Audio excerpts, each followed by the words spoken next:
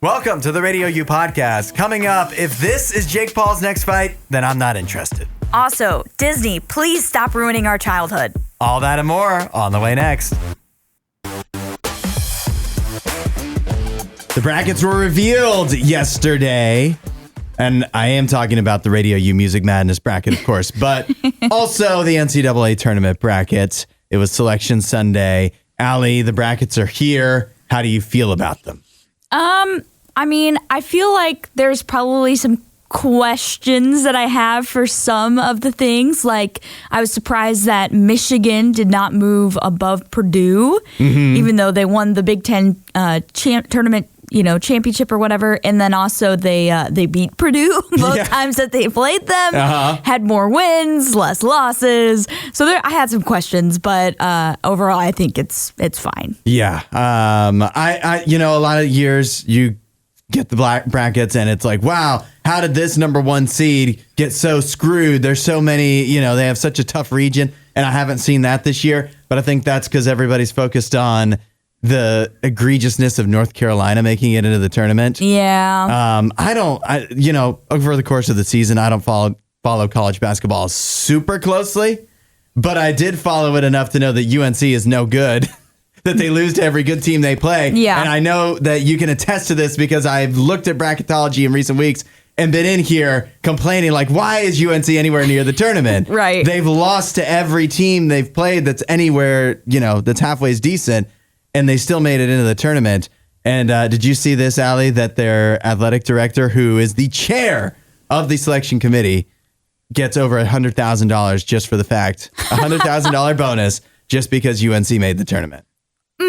Interesting. Questionable. Yes. Coincidence? Yeah. On the Selection Sunday show, they, of course, interviewed him and the vice chair. And he was like, well, I wasn't in the room. I didn't participate in any discussions revolving around UNC.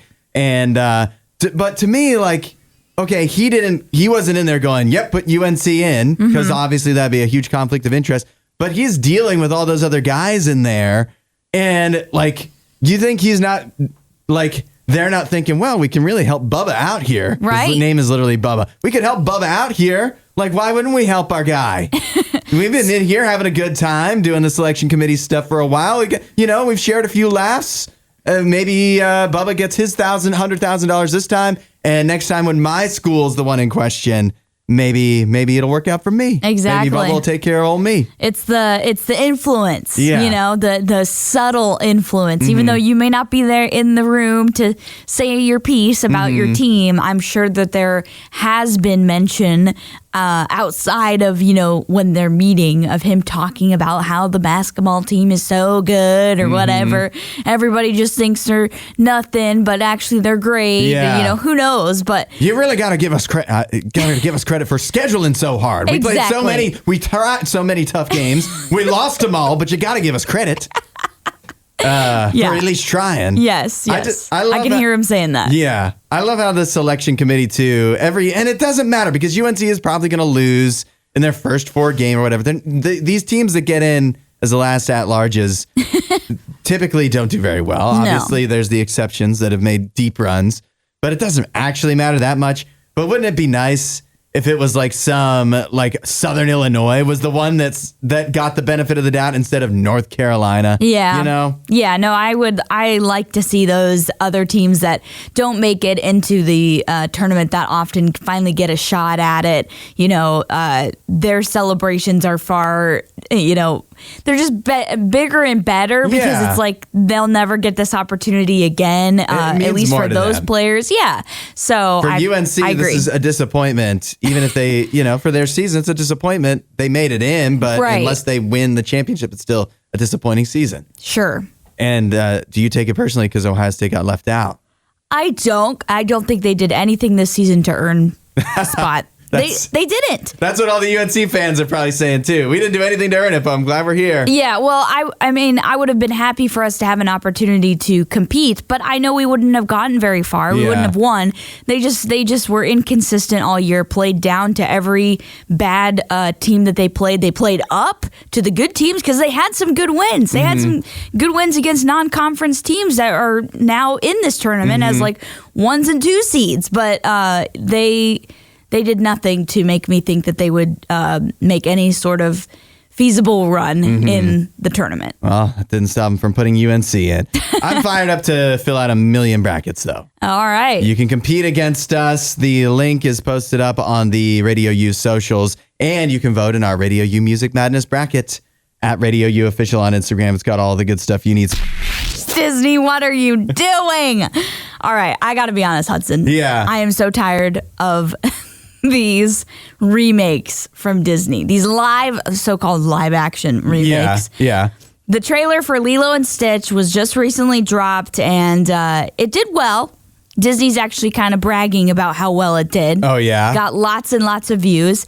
They said within the first 24 hours that the trailer garnered over 158 million views. That sounds halfway decent. Yeah. That's pretty good. Do you think it works this way? You earn $1 in opening weekend for every view you get on your trailer when it drops. So then they would be on track for $158 million in opening weekend. I don't know if that tracks, but I do think that this movie will probably do well.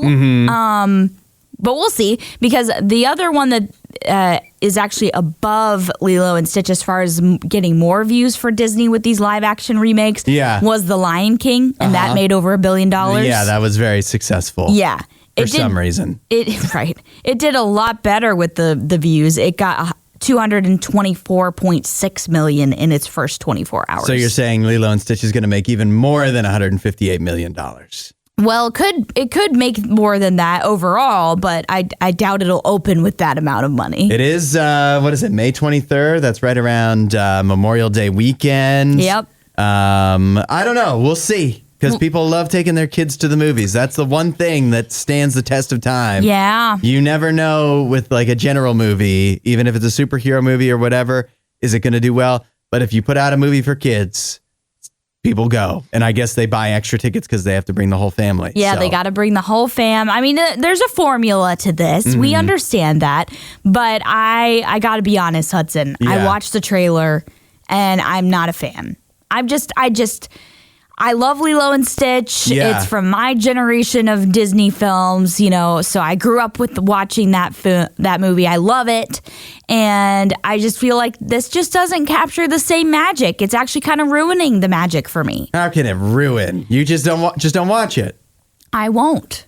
I'm not planning on it. Yeah. But I'm so tired of Disney making these movies. I just wish that they would focus on making original movies instead of remaking all of our childhood films. Oh, no. Have you seen some of their original movies lately, though? Well, that's fair, but it seems like their focus has been on these remakes and not on the originals, and that's why the originals are suffering. Yeah. So I just wish that they would focus more on the originals, because it's like you're throwing a lot of money at these, and they're not all coming back with, they're not really, surely they're not all making you a profit. No. Well, I think this coming weekend we get the new Snow White movie. And it remains to be seen, obviously, if that will make enough money to be worthwhile. But I'll tell you what, it's a lot easier to get people to come at least opening weekend to a movie of something that they already liked from growing up than to try to invent something completely new. I'm not saying that's the right thing to do as artists, as creative people. I wish Disney would, but as a business, this is a safer approach, and this is why they're doing it. But that's when it's on us to rebuke them and with our feet and go see other things that are fun and new and different. I don't know, an example would be The Wild Robot. That was an completely original movie that came out last year, animated movie. did very well. Yep. Could have done even better. If it had Stitch in it, it probably would have done even better. Right. And I think DreamWorks is firing back up again, trying to do some more stuff too. And they were a big competitor for Disney in the 2000s. And so I think hopefully this will be a sign to Disney like, hey, you know, you were really good at making these animated films that we all loved. Where are those stories? You know, we haven't had a new Disney princess in a while. Like Moana. Yeah. When the first Moana came out, that's like 10 years now almost. And, you know, Moana 2 was not great. No. Maybe try and do something else. But yeah, I just feel like ever since I saw the remake of Aladdin, I just gave up on these Disney remakes. Yeah. I'm not giving my money to them. I'm not doing it. My Disney live action remake story is I didn't go see The Lion King in theaters, but I saw The Lion King on Disney Plus. Yeah. And I got partway into it and I turned it off and switched to the original Lion King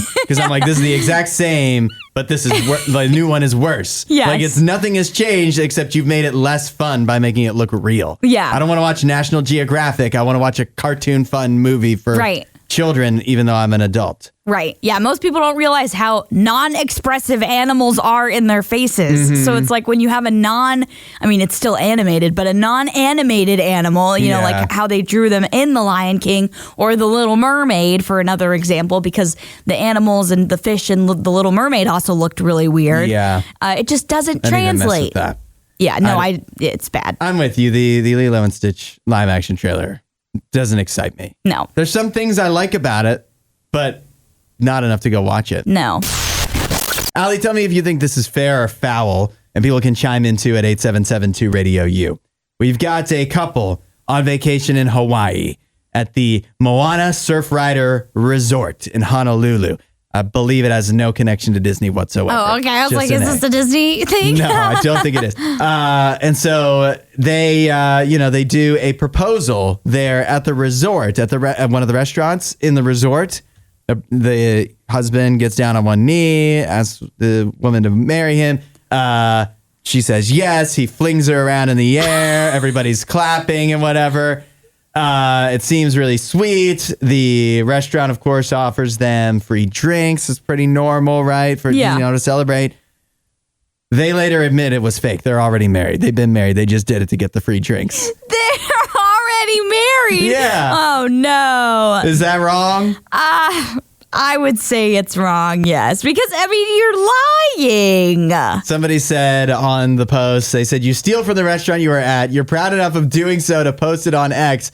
And 347,000 people liked this post. Sad commentary on a lot of levels. Oh, yeah. I think it's still like kind of, it's funny. Like it's funny and also kind of wholesome-ish, you know, but also a little bit like you're still tricking them, you know, and tricking everybody around you because everybody's clapping and so excited, you know, happy for you. And it's like, you're lying. Another person said, I consider that theft. I think it's fun. Listen, there's a lot of things in life I go by this rule, and that is what would happen if everybody did it. And obviously, at the very bare minimum, restaurants would stop giving out free drinks if you proposed there, right? Because they wouldn't believe you anymore. They wouldn't be able to afford it if everybody that was already married, was doing. As long as you've got a ring, you can do this. But I think this it's a one-off thing. It was a funny little prank. Hopefully, they don't do this at every restaurant they go to. Right. And this is just a one-time thing. They're on vacation, having fun, whatever. But obviously, if this is repeat behavior, this is trouble. But I also think if we all deep down admit there's probably things maybe not on this showy level that we've done, but where it's like, well, is it stealing? Probably not. But is it ethically right? Probably not. No. You don't have anything like that? I can't think of anything that I purposefully did that I was like, oh yeah, this is a little ethically questionable, but I'm just doing it for the benefits or whatever. I'll admit to one. Okay. One time I was at this, it was a comedy club. I was at a comedy club, saw a show there and got food and whatever. And long after the show was over, they were having, for a whole section, they were having a tough time. There was some kind of issue, whatever. They couldn't close out everybody's tab. Oh. So we couldn't get a bill or whatever, or at least we couldn't get our card back until they were able to run it. And so this was for like a whole section of us. We're all sitting there waiting. It's late. It's a comedy club. And finally, when they finally get it working and are able to let us go, they give everybody this coupon. It doesn't give you free tickets to get back into the comedy club, but it does give you a pretty good discount, like a pretty good discount. And so I used it. Yeah. And then I don't know what possessed me to do this, but the next time after we had used it, the next time we were checking out, I was like, let's see if this works again. They probably like auto-populated on Google for the coupon code or whatever. Yeah. And it worked again. No. And then we went to the comedy club so many times with these discounted tickets. So I wasn't stealing, but I was definitely getting a really good deal. Yeah, they definitely gave you that discount. Yeah. But I'm assuming they weren't expecting you to use it multiple times. I don't think it said on the little thing. I didn't have in the terms and conditions like one-time use only. Yeah. So it wasn't wrong. It wasn't illegal. No. But it wasn't right either. Allie, this could be very exciting for you. What if the NASA headquarters came to your home state of Ohio? I'd be so excited. All in for that. It's, well, I don't know how real of a possibility it is, but I'll tell you that the governor of Ohio, Mike DeWine, and other lawmakers in the state strongly lobbying for this to happen. Governor Mike DeWine, the governor of Ohio, recently wrote a letter urging President Donald Trump to decide to relocate the NASA headquarters from Washington, D.C. to Cleveland, Ohio. Yes, that is where there's a NASA research center. Okay. I think it's called like the John Glenn NASA Research Center. Mm-hmm. And listen, Ohio's got some heroes when it comes to aviation and space travel. You got John Glenn, you got the Wright brothers. Mm-hmm. So, there's some history here. Well, I don't know how much that helps NASA nowadays. But I mean, I think it would be symbolic. Sure. Now, why do we even need to move them in the first place? Is my first question. I don't actually know. That sounds like a lot of trouble. Yeah, I didn't know that. We need to have a good reason to do it.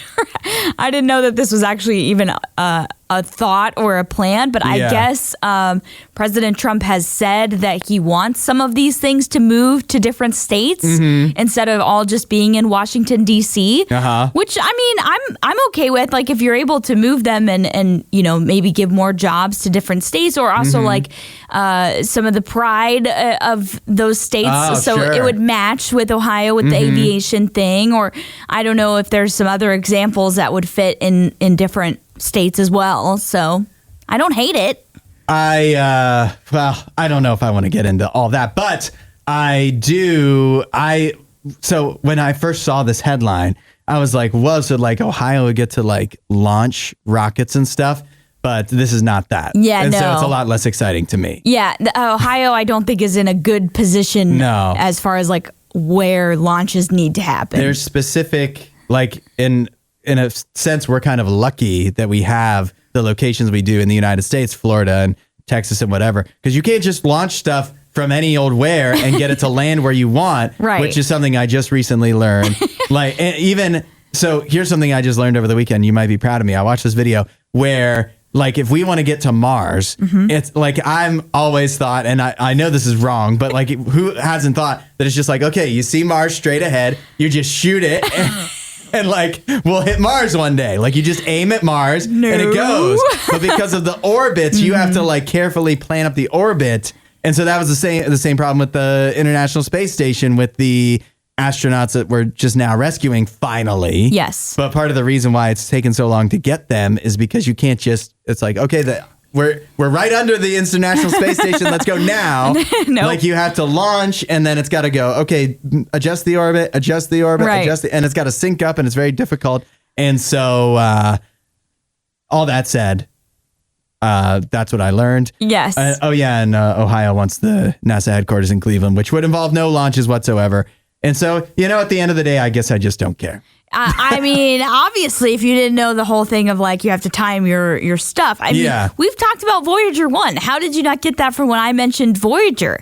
Voyager was approved by President Nixon. We didn't get results from it until Ronald Reagan was president. Well, I know things take a long time. Well, I it just took didn't time know to about plan it, but they the already orbiting things. Yeah, well, they already knew that they would need to launch it by this time for it to actually orbit to pass the planets. And the Mars one now is you can only hit Mars. It's only in the right window every 2 years. Yeah. Which and it'll take like 9 months to get there. Yeah. Now, some people, or at least the video I watched said it's only 2 years. I think that's thinking small. I think we need to start expanding our minds and thinking about other ways we can accomplish this goal. Okay. There's like only, jumping on the moon first and then going.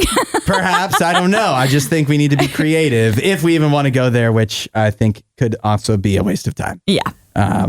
Anyways, well, good luck, Ohio. Allie, we got a package in the mail. Yes. Why are they delivering mail this early? We got it over the weekend, but it's actually addressed to us, which is rare.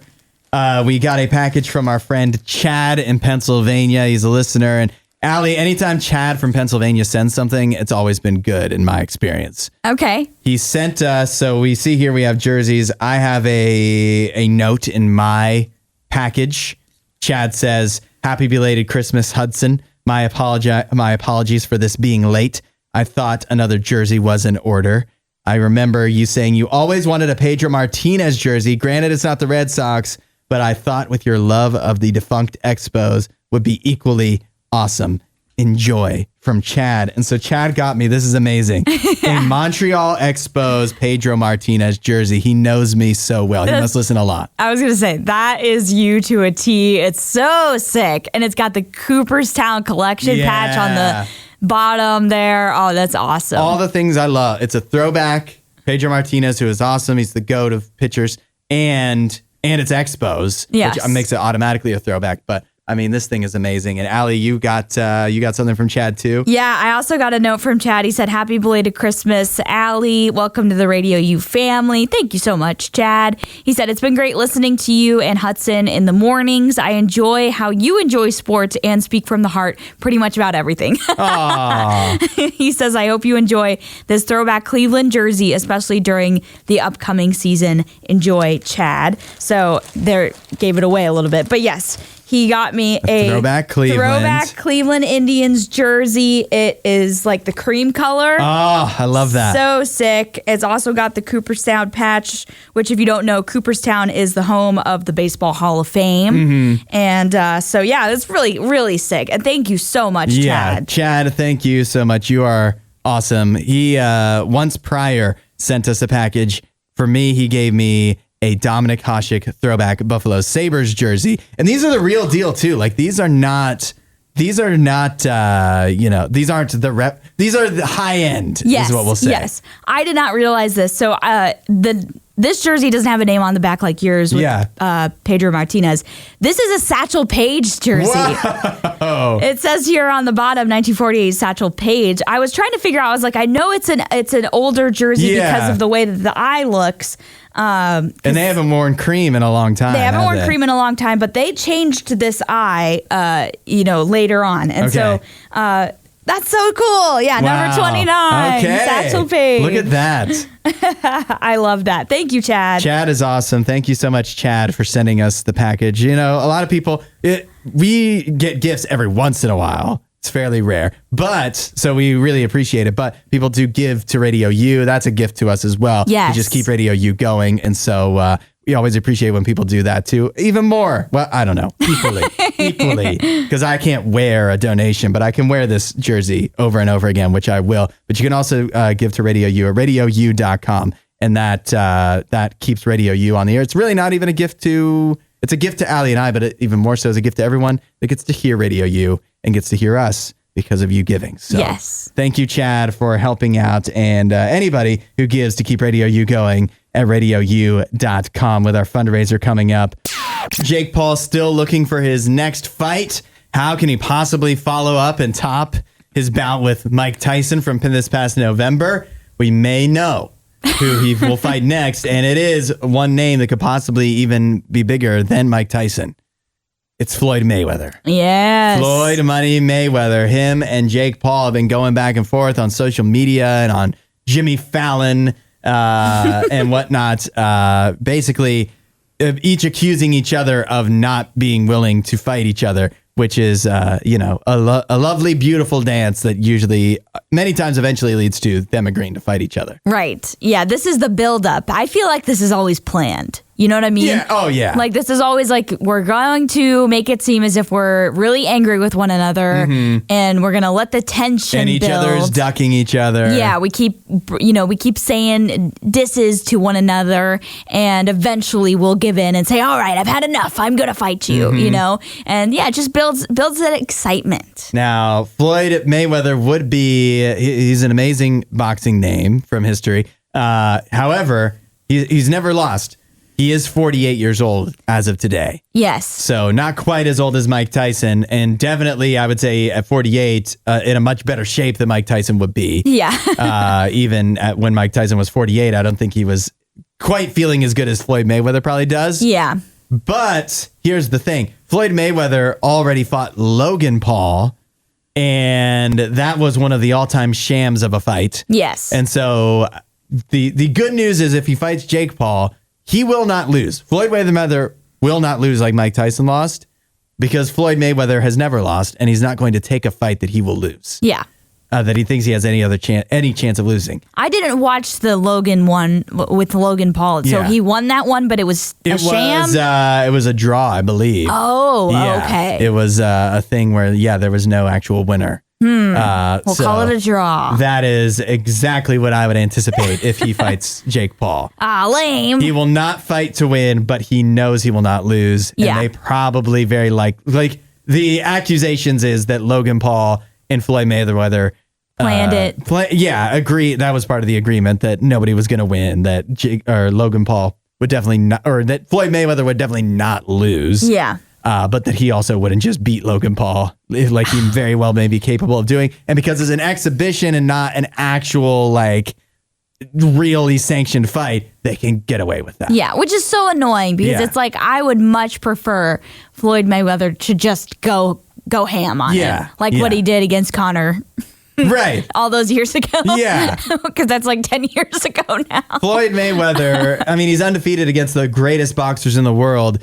Even still at 48, he is fully capable of winning. He may not knock out Jake Paul, but he would absolutely, if he wanted to win by the rules in a sanctioned fight, he would win. But also, part of the thing is, could they even, at least this is the explanation they've used, because there's such a weight difference between them, even getting them in a similar weight class is why it would probably have to be an exhibition and not an actual Wasn't that fight. the case with Conor McGregor, though?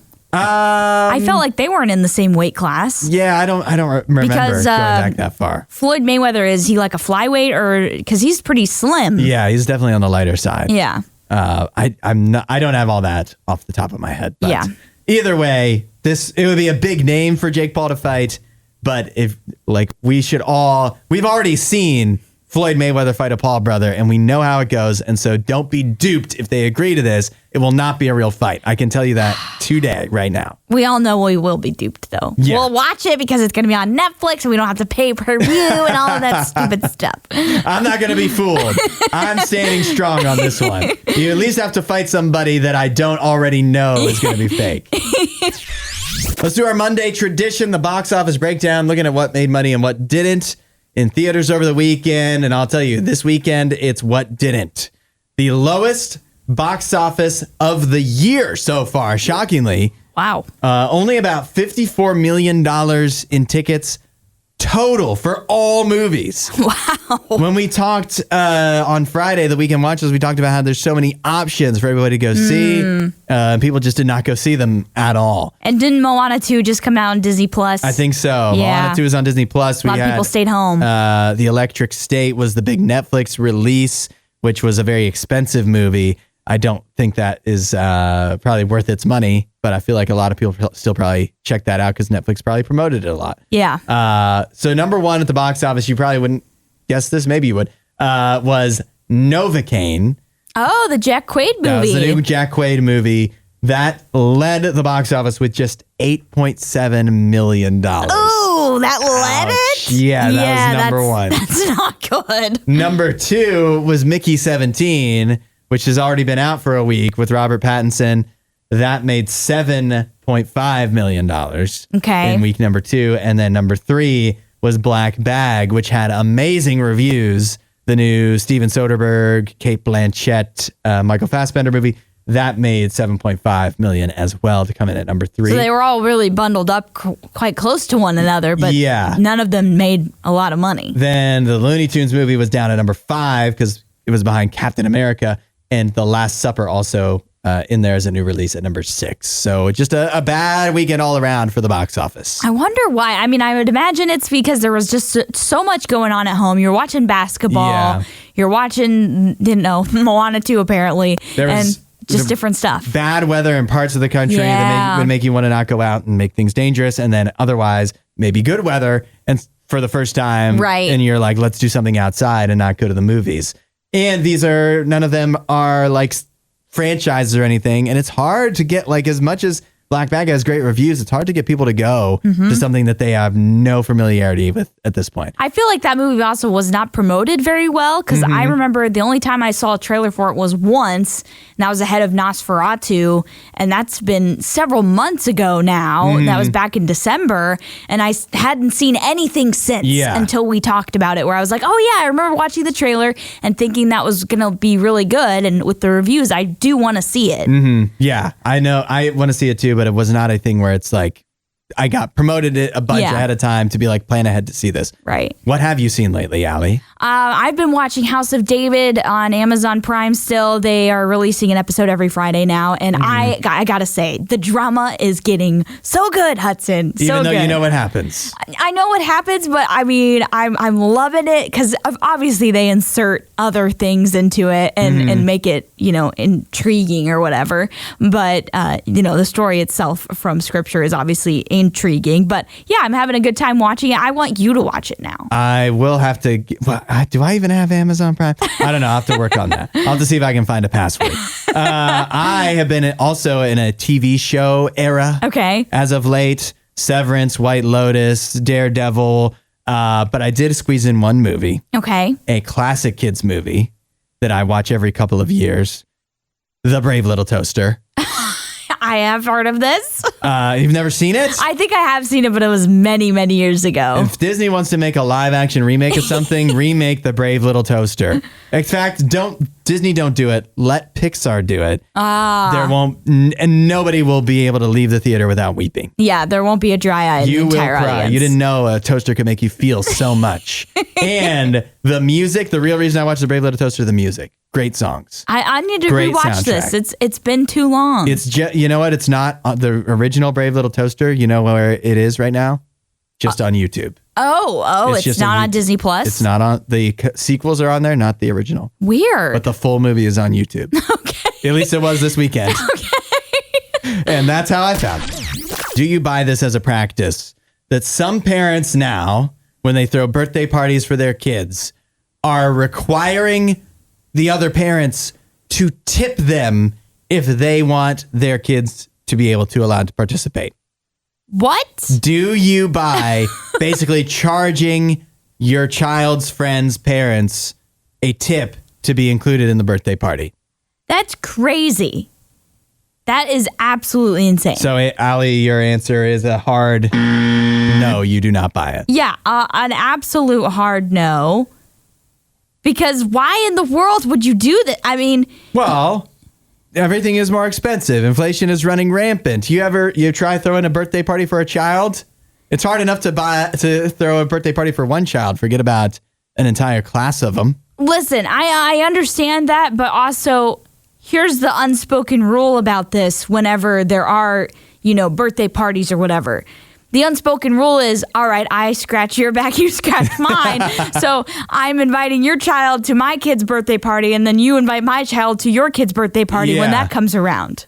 I think that's the unspoken rule. That's the tip. I think that's fair. I mean, in school, you have to invite everybody. Yeah. So, yeah, I mean, that's right. They have to. It's not like they can exclude you next time when their child has a party. Yeah. I don't think you have to invite everyone, but I would imagine if you're... Oh, you have to invite everyone. Nobody's allowed to feel left out. But if your kid was invited to a birthday party, I would imagine then, you would probably return the favor as a parent, thinking like, okay, well, then this child should also be invited to my kid's birthday party. I listen, everything is more expensive, but here's what these parents are forgetting about is that the tip is the present. Hello? Yeah. They bring a present for your child. I'm sorry that doesn't go directly into your pocketbook. You can't pawn that off right away to recoup the cost of taking everybody to the trampoline park. But sorry, that's how birthday parties work. Yeah, that's true too. Yeah, that's your ticket in. And if a birthday gift is a ticket. If you can't afford that, then have it at your house. Or, whatever. Like, do what you can afford. If you can't afford it, then don't be throwing parties. Right. Yeah, if it's putting you in a bad position to take these kids to a trampoline park, then don't do that. And there's no reason why you can't, have a birthday party at home. I know so many people that do that, or go to a park or something like that that's free. But this is ridiculous to me. We're getting a lot of texts coming in regards to do you buy it? Are people buying the idea of making? What's crazy is the terminology tipping. Yeah. But if it's required, then that's not a tip. But that's what people are saying. Right. We'll see what people are saying at 8772 RadioU. I feel like I should be fair on this. It's on the invitation, it will say tipping is encouraged. And then according to at least this one cake baker that has been talking about this online, she says, if you're not bringing at least $10, you should not bring your child. That's not her stance. She's saying that's what people are saying. Oh, wow. And so this is a trend that's been going around. And do you buy it? William says, who thought this was a good idea? Well, I guess told you. Some people apparently think it's a good idea. Andrea says, nope, not inviting everybody to the party. Even though, Allie, we've seen a lot of people texting in. You said Kathy let you know, too, that you have to invite everybody. Yeah, I didn't realize this, but the schools are like requiring you to invite the whole class. That's crazy. Kids in the class, like if 8 out of the 12 kids get an invitation, then the other 4 kids feel left out. And, oh, no. And so we can't have that. And so all 12 need to be invited. But what happens is then they just get left out at the party. If they come, then they're like... Which is even worse. That's even worse. I think kids need to be taught to be left out. What better place than school? That's where they learn everything else. Learn to be left out. Yeah, enough of this coddling. Leave these kids out. And if we just didn't have to invite everybody, we might not have to have this tipping situation. Right. Because you could only invite the amount of kids that you can afford to have a party for. Right. Let's see. We also heard from Sue and Caleb, who just says, we don't buy it. Chuck says, no way. I think, I mean, listen, it's a silly thing to do. It's a silly thing. Yeah, it's silly. And I think also there are plenty of ways that you can host birthday parties for your kids without having to invite like the whole class and go through it that route. Because if it's a situation where it's back like channels. Yeah, there are back channels, believe me. But also your kids have friends, and so it's like if you just want to give it to their friends, outside, like you could text their parents or something like that. And so I think there's plenty of ways where you can avoid this. Yeah. And what is the, I guess, I don't know how it works. I know you're supposed to give invitations to all the kids, but what happens if you don't? You don't get kicked out of school or whatever. Or what are you going to call from the principal? Yeah. Like, I don't know how it works. And I don't listen, you don't have to tell me how it works. It doesn't matter. But it doesn't matter to me. I just think it's wrong. Yes. I think it's wrong that all kids get invited to birthday parties. I'll stand on that statement. Yeah. I will let that be. I will die on that hill. I don't know. It's not that important to me. All right. Right up my alley. Makes a comeback, Hudson. I'm so excited for today because this is something we talked off the air about because of last week's Would You Rather Wednesday. Oh, I thought it was going to be about book talk. Oh, maybe that'll be the next one. But we talked about Alfred Hitchcock. Okay. Because we used Psycho, Bates Motel, in our Would You Rather Wednesday. And I know you're a Hitchcock fan. Yeah. So I thought it'd be fun to ask you some Hitchcock questions. All right. So As you know, he's the master of suspense as a horror movie fan. Gotta love his work. He's, groundbreaking for that genre, really. Mm-hmm. So the first question, if you don't know how Right Up My Alley works, I asked Hudson 3 different questions. They get progressively harder. The first question, Hitchcock insisted on no late admittance viewings to this film to preserve the twist in the plot. What movie was it? Which movie would have a good twist in the plot? I'm going to just guess Rear Window. Nope. It's Psycho. Of course. That makes sense. He didn't want anybody to get in late for Psycho because he didn't want them to, miss the twist at the end of that movie, which I guess I won't share because I do know some people texted in saying they had not seen Psycho yet when we talked about it last week. Go watch that. Definitely watch Psycho. Yes. Wherever it's streaming, I'm not sure. Yeah. All right, the next one. Hitchcock never received an Oscar. We talked about this. But 5 of his films got him nominated for Best Director. Can you name 2 of them? Okay, 2. I'm going to say... some of the all-time classics, North by Northwest and Vertigo. Neither of those. Really? Yeah. He was nominated for Rebecca, Lifeboat, Spellbound, Rear Window, and Psycho. I should have said Rear Window. Yeah. That's my favorite. I was expecting you to say those. Yeah. But yeah, I would agree. Vertigo, I think, is one of his best films. So I was surprised that never got nominated. Yeah, seriously. Yeah. And and North by Northwest, too. Some amazing scenes in that movie. Yes. So much great work from Hitchcock. Yeah. All right. Final question. Hitchcock made a Holocaust documentary after World War II. He ultimately did not release it, and the film was not seen until the 1980s when it was shown at a film festival. Okay. What was it called? Oh, you know what? I'm pretty sure when we were looking him up, I probably saw this on that list. Yeah. And I was like, that's weird. And I don't know what it was. So, how can I even guess something about the World War II? I have no idea.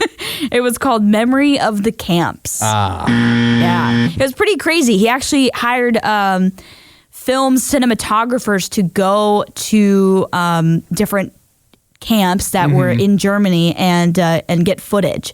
But yeah, I guess I don't know how exactly it all worked, but the British government said it was too depressing of a film. Yeah. They didn't want to release it because it would put a damper on everybody's high spirits after the end of the World War. Uh-huh. And so he decided not to release it. But again, it was finally shown in the 1980s at a film festival. And people said it was rather good, rather moving. I wonder if you can watch that. So, surely it has to be preserved somewhere. It has to be somewhere, now. But everything is crazy. somewhere. Yeah. Wow. Right. Yeah, I want to go back and watch some more Hitchcock again. Yes, me too. I'm in the Hitchcock mood after we talked about Psycho last week. Yeah. All right. Right up my alley. I went 0 for 3. 0 for 3. On a topic that I should have known more. I love Alfred Hitchcock. And I feel like you did know these. You just kind of were overthinking it a little bit. A little bit. Well, I'll get them next time. I'm going to actually open up the RadioU hotline here. 877-2-RADIO-U. The question is, if you could only eat one food every day for the rest of your life, what would that one food be? And I'm talking specific. The reason I bring it up is because a record has just been set that will likely never be broken. A record set by Don Gorski of Fond du Lac, Wisconsin. He's now eaten 35,000 Big Macs in his life from McDonald's. Whoa! So this guy makes it back into the news every few years when he hits another milestone. He just hit the milestone this past week. 35,000 Big Macs in his life. He eats 2 Big Macs a day, every day. Day? Yeah. That's crazy. He says he started on May 17th of 1972. He would eat 9 a day when he first started. 9? 9 a day. That's absolutely insane. That's crazy. So obviously this guy loves Big Macs, but here's what I'm saying. It has to be specific. Some people might say, like, for example, pizza, you can choose different toppings, or chicken wings, you can choose different sauces. I think that's not being fair because he doesn't change the Big Mac. He eats the Big Mac the same way every single day. So if you had to eat one food the same way every single day, what would it be? it's tough because I almost want to be like chicken tenders or whatever because that's something that you can get anywhere. Any restaurant serves those, and I'm always willing to give them a shot. You know, but if I had to be specific, I feel like it has to be like one food from one restaurant, the way it comes. Okay, could I do like a steak bowl from Chipotle?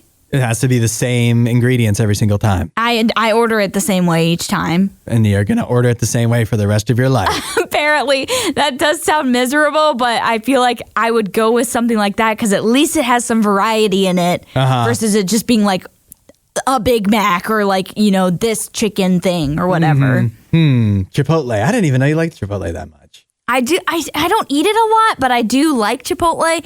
Maybe I would actually go with like if I could pick a bowl, I would go with probably Bippy Bop because that's a little bit healthier. I think. Yeah, maybe if you want to tell yourself that. Yeah. 8772 Radio U. Are seeing some people get in already. If you had to eat, let's really make it specific. If you had to eat one food from one restaurant, the same menu item, the same way it comes every single day, the rest of your life. It's not the only thing you can eat. You just have to eat at least one every day for the rest of your life. Okay. What food would you choose? 8772 Radio U. All thanks to Don Gorski in Fond du Lac, Wisconsin, who's now eaten 35,000 Big Macs in his life. It's taken him over 50 years to do this. Crazy. Unbelievable. Allie, you said a BB Bop bowl? Yes. So did Susanna. Nice. She gave a whole specific list of the ingredients she would put in there. Seth says scrambled eggs, Chef Ramsay style. Oh. I do like scrambled eggs. Yeah, I like scrambled eggs too. That'd be an expensive food to eat right now. Good point. Good point. I don't know if you can afford that, Eating Seth. that every day would be expensive. Tim, this is so specific. Lemon cream chicken with rice chantilly. Ah, that is very specific. We did ask for specific. Yeah, that's right. Yep. I was thinking that I should not overthink this. Okay. It's one food item from one restaurant the same way every time. The Popeyes spicy chicken sandwich. I knew you were going to say Popeyes. Why would I not say that? It makes me happy every time. No fast food makes me happier than that. Why would I not choose that? You know what I can guarantee? What's it's that? not going to be the same every time because they get your order wrong every time. They don't mess up the sandwich. They just take 30 minutes to give it to me. But it's worth the wait. So you would just be annoyed every day. It's worth the wait. I think me and Popeye would become friends if he saw me every day. But it's not actually Popeye. Well, whoever's there. I just call them all Popeye. You call every employee maybe that's Popeye? why it takes 30 minutes for them to give me my food. They're like, we hate this guy. I'm like, hey, Popeye. Spit Can I get in one of your his sandwiches? Food. Hey, Popeye. Landon says, loaded griller tacos from Taco Bell they don't have anymore. Oh, well, you can't have it, Landon. Yeah. Got to pick something else from Taco Bell. That would break the... Does that set you free of this curse? Oh, you picked something that doesn't exist anymore. Yeah, I think that's a good idea, actually. That's a great... The caramel empanada. Yeah, and you're there you free. Go. Yeah, nacho fries. You'd be like in and out. You'd be like, I have to go today. Not this week, but I do have to go next week. And some people do feel like that when the nacho fries come back. Yeah, they're like, I gotta go. Compelled. I must. This is my lot in life that I have to order from Taco Bell when the nacho fries are here. I think this is fun to think. I can't believe this guy, 35,000, that he hasn't gotten tired of it. Right. Do you think he ever has a day when he's like, not sure I want to get a Big Mac today, and he still does it because it's just like his thing? I'm sure. I would imagine if you're sick, you probably don't want to eat it. Because, I mean, there's plenty of times when you're sick and you have no appetite. Right. So there has to be some days that he's just not Or he's like, I don't really want one, but if I don't go to McDonald's, then they're going to send the police to my house thinking I like passed away or something. Yeah. Maybe he has them on like speed dial. He can be like, hey guys, I'm not feeling well. Can't make it in today. Sir, make me a couple, put them in the freezer. Yes. I'll come in tomorrow. I'll eat 4 tomorrow. I'll eat double tomorrow, yeah. What a guy. He says he walks 6 miles a day to stay healthy. I would imagine you'd have to overcompensate. Yeah. I've got to. He's walking more than me. He's 71 years old and he eats 2 Big Macs a day. Thanks for listening to The Hudson Show. Please don't forget to rate and review the podcast.